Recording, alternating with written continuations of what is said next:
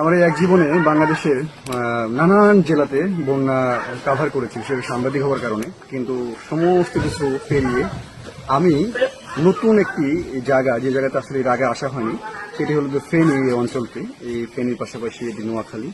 তো নোয়াখালী, লক্ষ্মীপুর, ফেনী অঞ্চলের আসলে অধিকাংশ মানুষই আসলে খুবই অর্থবান এবং তাদের সহায় সম্পত্তি অনেক রয়েছে। তাদের বেশিরভাগ মানুষই দেশের বাইরে থাকেন। ইন্টারেস্টিং ব্যাপার হলো যে আমি সারা বাংলাদেশে যে জিনিসটা দেখিনি সেটা এখানে এসে দেখেছি। সেটি হলো যে যখন আমরা ত্রাণ নিয়ে এসেছি এবং তারা তো আসলে অসহায় হয়ে পড়েছেন পরিস্থিতির কারণে, কিন্তু যখন জিজ্ঞাসা করছি যে ত্রাণ দিয়ে গেছে, হ্যাঁ দিয়ে গেছে, কি দিয়েছে, অমুক দিয়েছে, আমি বললাম যে লাগবে, আর তো ওনারা বলছেন যে না আমার লাগবে না, পানি আছে, আমাদেরকে জিজ্ঞাসা করেন, আমরা তখন পানি দিই স্পষ্টত। কিন্তু এইরকম বিষয়টি যে হাজারো মিথ্যা কথা বলছেন, 10টা ত্রাণ পাওয়ার পরে বলছে যে আমি কিচ্ছু পাইনি, এই ব্যাপারটি কিন্তু সারা বাংলাদেশে বিদ্যমান।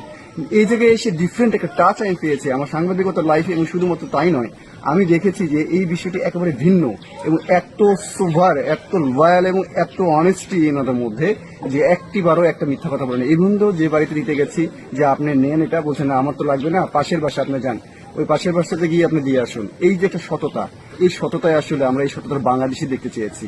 আমি খুবই অভিভূত। আমি এই অঞ্চলে খুব একটা আসিনি, কিন্তু এই অঞ্চলে আমি এসে যা শিখে গেলাম তা আমার কাছে মনে হয়েছে এটা গর্ব করে অন্য এলাকায় গিয়ে বলার মতো একটা অবস্থা রয়েছে। যাই হোক, সবাই ভালো থাকুক, পরিস্থিতির শিকারী মানুষগুলো খুব দ্রুতই সেরে উঠুক, খুব সহজেই ভালো হয়ে উঠুক, আমি এটা প্রত্যাশা করি এখন পর্যন্ত। বাই।